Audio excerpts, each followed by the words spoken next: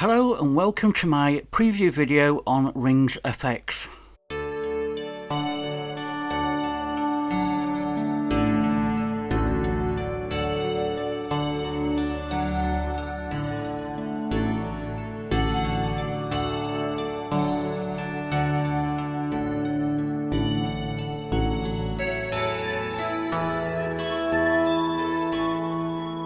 Now, for many of you out there, I probably don't have to explain that this RingsFX is based on a Mutable Instruments module for Eurorack called Rings.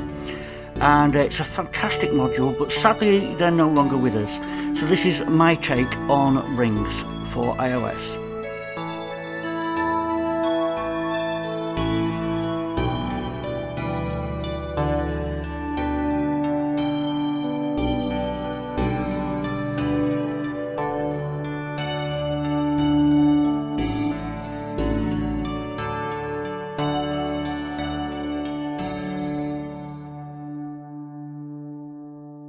So let's begin the preview with this app by taking a look at the 7 different synthesis modes that are available in RingsFX.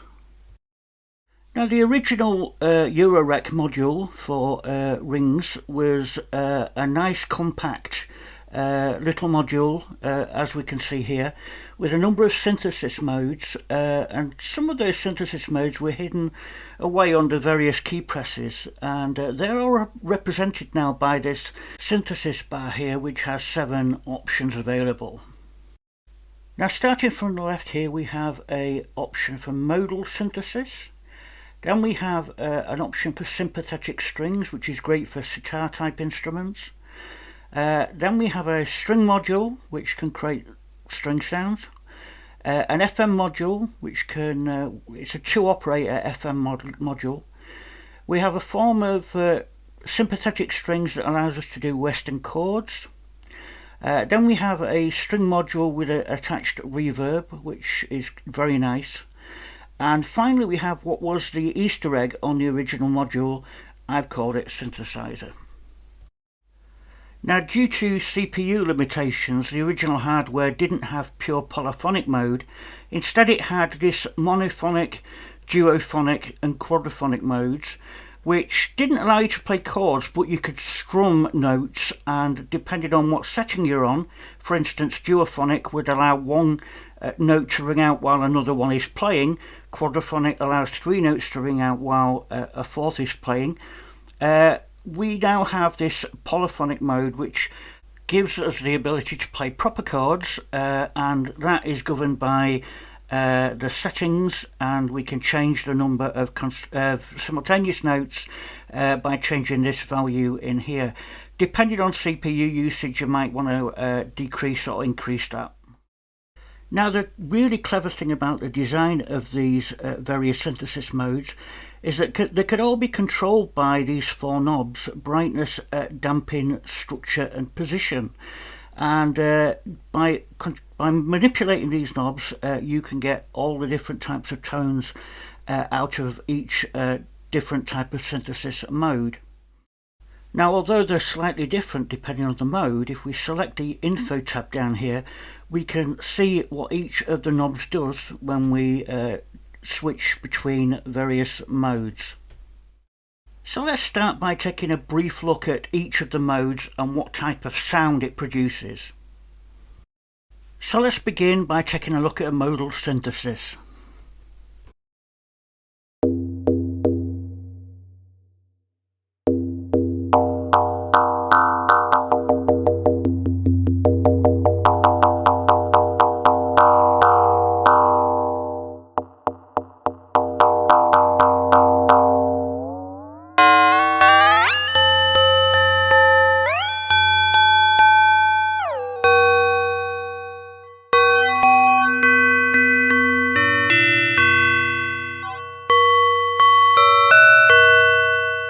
So as you can hear there, the brightness applies a low-pass filter, and the damping controls how long the notes sustain when you release the note.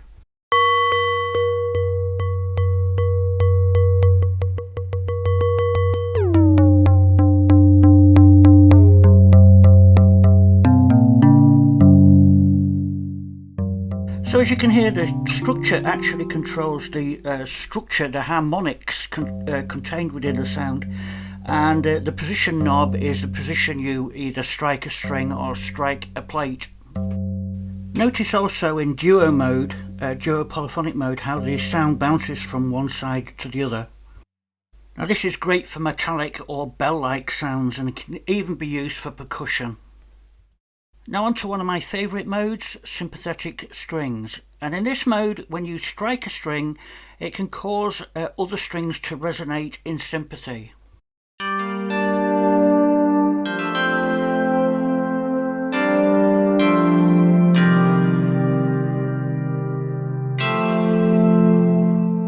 So let's play around with the brightness and damping.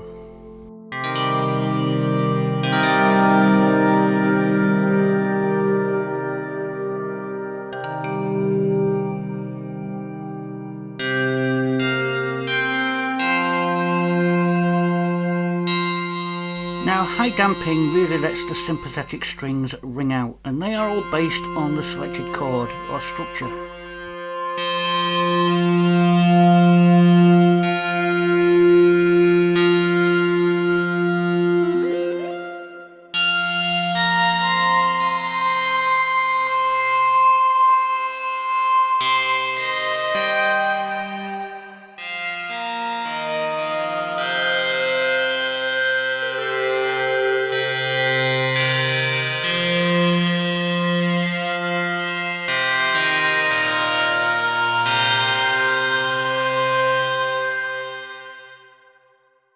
Now the third synthesis mode is simply strings. And if we turn up the brightness and the damping,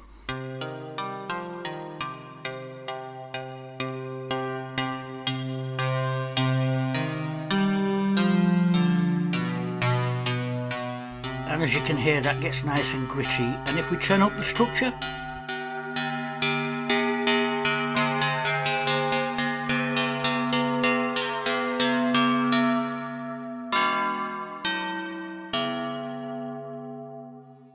again, we can get some really inharmonic tones at this end of the spectrum.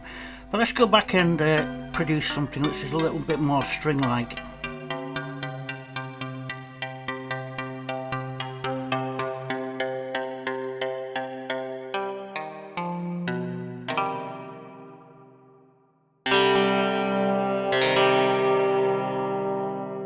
And if we introduce some white noise,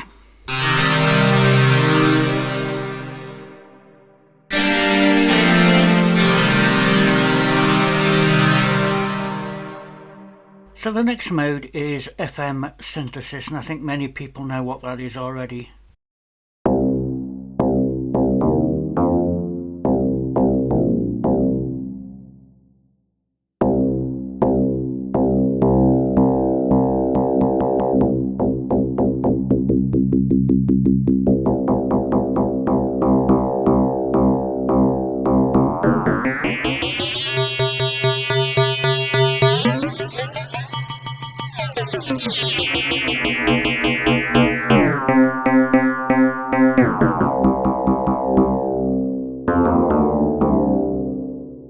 Now the next mode is chords mode, and I'm best demonstrating this with the use of one of the presets.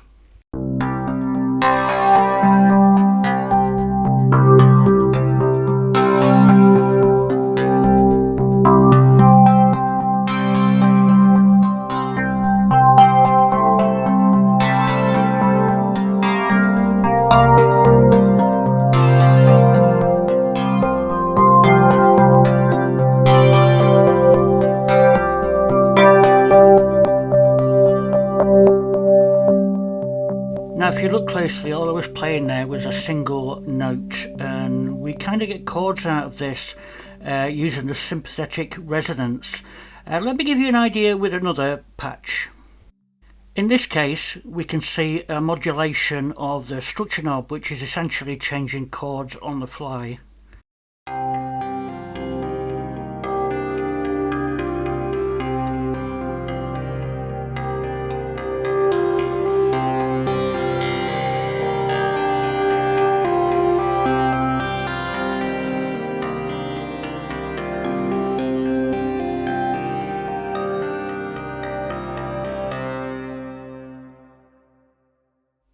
The next mode, string verb, is very much like string but with a specially tuned reverb.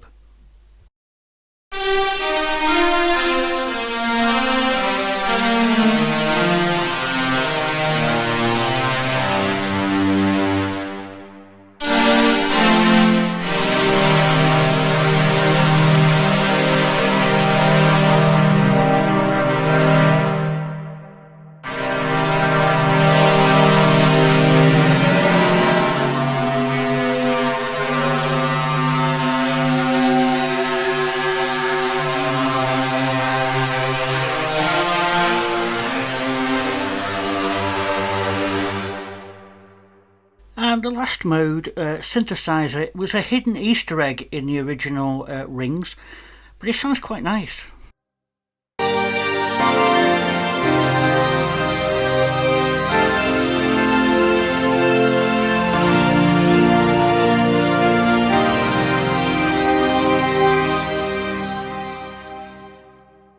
And if we modulate the structure knob, we actually get a change of chord.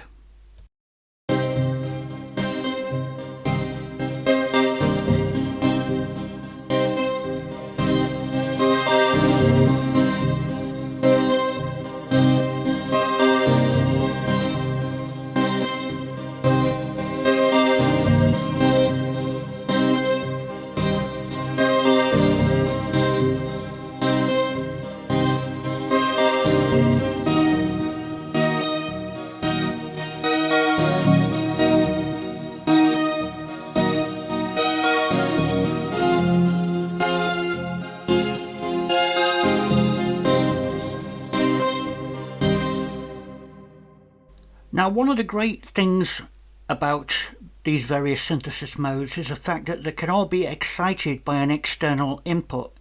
In this case, I have AUM running and I have a drum beat loaded in in the file player. And I have a copy of RingsFX loaded as a effect plugin over the top.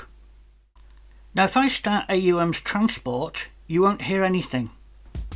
And if we alter this output mix knob, you'll hear the sound of the drums passing through. So this is effectively a mix knob between the Rings output and the drum beat that is passing through. Now if I take a look at the preset dialog, there's an external inputs group which contains a couple of presets that are dedicated to controlling the input. Now let's listen to what happens when I press a chord or two on the keyboard.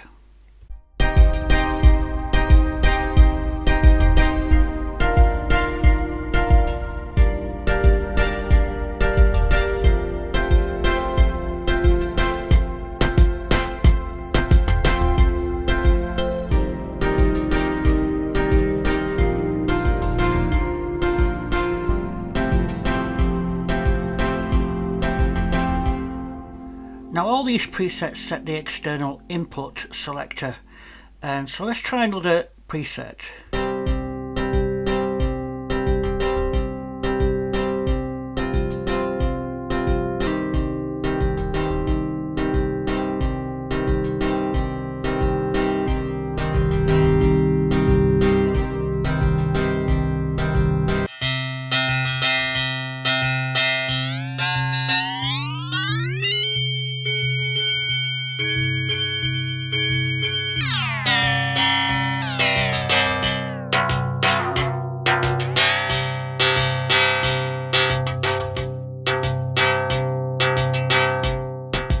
So there's plenty of fun to be had with all these different modes and all these different settings and using an external input signal as an exciter for the resonators.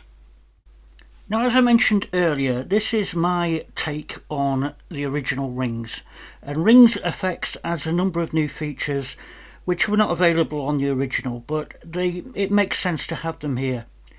And if we look at this tabbed interface along the bottom, you can see the first tab has a couple of LFOs, and these are morphable LFOs.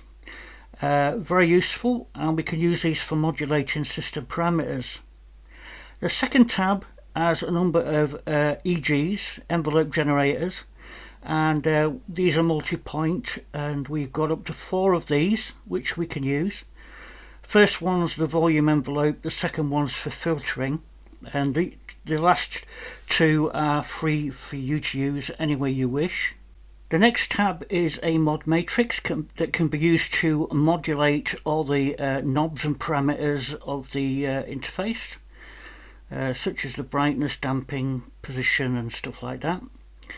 The 4th tab is used in conjunction with the white noise, so when we're playing white noise through, we can shape the white noise using these 2 VCFs.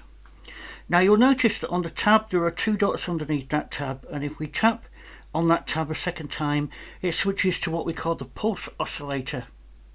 So basically the dots just tell you how many pages are within a tab. Now the next tab along is the global effects. Now there are 2 types of effects, the global effects, and again this has 2 pages, and we just tap on the tab to move from page to page. And the last tab obviously is the info that's related to the selected mode, so you can use this as a guide to what the knobs do. So the important thing to take from this is that some tabs have more than 1 page, and that's true of the exciter page where we looked at the pulse sequencer. Now we've seen the pulse sequencer in a couple of examples, but I want to go over that in more detail.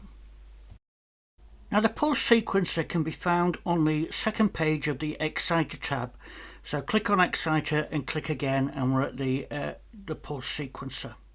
Now the pulse sequencer has a number of lanes, including the velocity that we're looking at now, but also brightness and structure and position and damping and effects. Right now we're going to focus on the velocity lane. If I just press any key,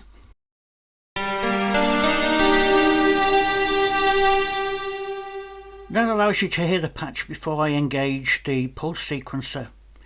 Now it's important to note that we're in white noise mode here, so white noise is the exciter behind this. But instead of a constant exciter, the pulse sequencer splits a constant stream up into little pulses of different velocity. So again, this is with it turned off.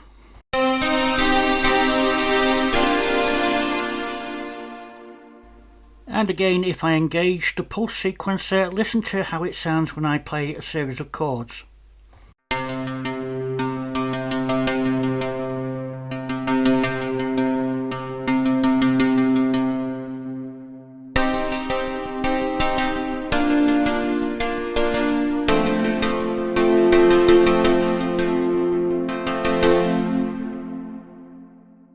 Now for dramatic effect, if I switch to the structure lane and draw in some automation for the structure, we get this.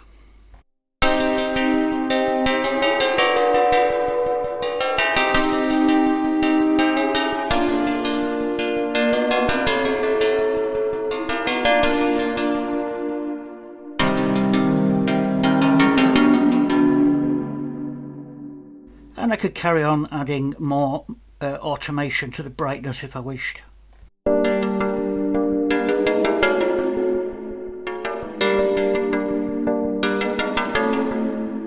Now that sounds pretty dreadful, but it's giving you an idea of how this works. Now if we move back to the velocity lane, you'll notice that there's an option here that allows us to select a new default. So I can select one of the template pulses.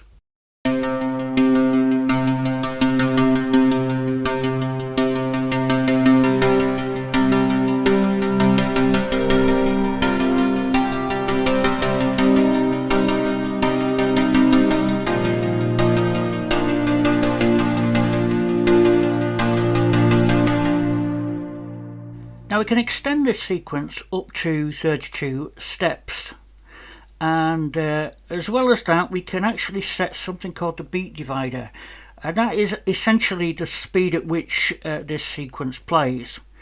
So if we divide the beat by 4, we get in 4 16th notes. If we divide it by 3, we switch in the quarter note into triplets, and so on.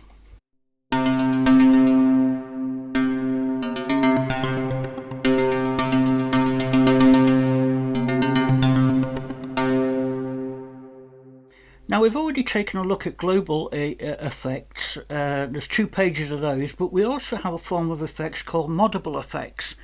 Now these shipped with the original Rings hardware, but because of CPU limitations, they were only applicable to the Synthesizer or Easter egg mode.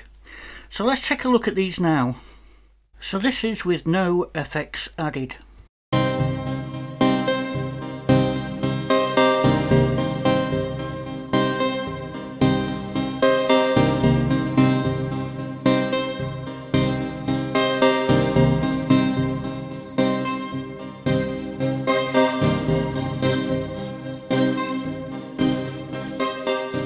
So we can select any of these modulable effects from this menu and then use the effects knob.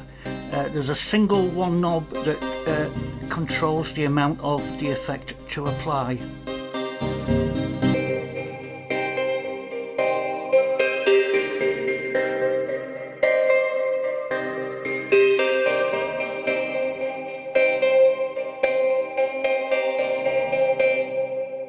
So in this case we have a formant filter attached, and that effects knob can actually then be automated either from the mod matrix, so we can maybe make the LFO control that effects knob.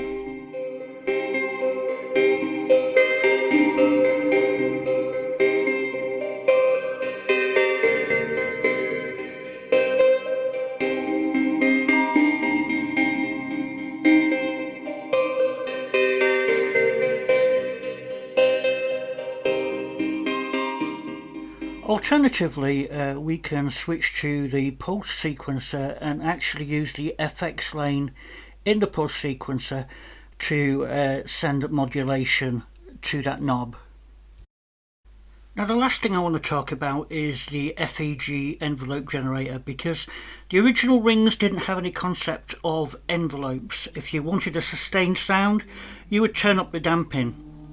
The problem is that there's an issue with that, in that you don't get the tonal quality you want until sometimes you turn the damping full up. Let me demonstrate this.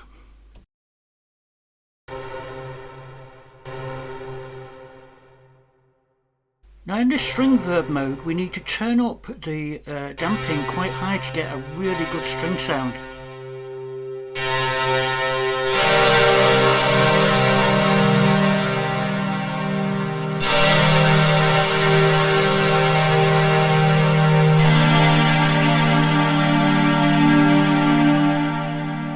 So as you can hear there, we've got a nice tonal quality, but unfortunately the damping is sustaining the notes too long. So by enabling the ADSR, using this button up here, we can apply an envelope.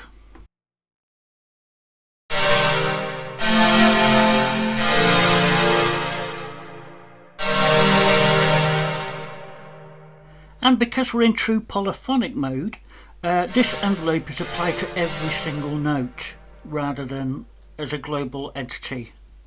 So now we can control the attack time of the strings as well as the decay, which we couldn't do in the original module. Now by default FEG1 is assigned to the ADSR envelope, the main volume envelope of the sound, and FEG2 is used to filter the white noise that we are sending using the white noise mode. Now this allows us to do various things. We can switch to FEG2 for instance and put an attack on that, which will put an attack on the white noise coming through, whereas if we have an FEG1 which is quite instantaneous, you'll hear the ring of the note because we've got strum mode on, and the attack of the white noise will come in later.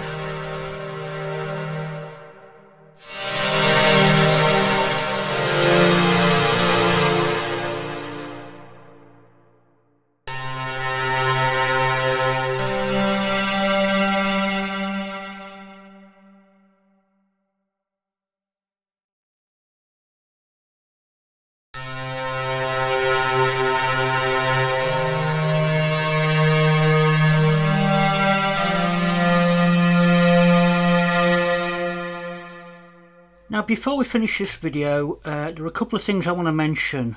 First is the output limiter. If you look up in the top right of the screen, you'll see a button which we can enable, and if we long press it we get to choose a dB level. Also, I've been using mostly green colour schemes throughout this, but if you long press on the menu button you can go through and find a different colour scheme or even create your own. And anyone that wants to learn a little bit more about the program, my suggestion would be to read through the help manual. If you press on the menu button, there's always a help manual at the bottom of most of my apps. This one again has been edited by David Collett. Thank you again, David, and is really useful for learning things about the app. There's some hidden gems in here and I suggest reading through it. So for the sake of the purists out there, I've tried to stay as close to the original implementation of the hardware as I can, but I've added a few extra bits. Obviously we have the true polyphony. Every mode is velocity sensitive, but you can turn that on or off if you wish. The envelopes are not compulsory, you can add them if you wish, and the pulse generator adds a little bit of flavour. So that's just about it for this video. Don't forget to thumb up the video, don't forget to subscribe to the channel, and I will see you next time.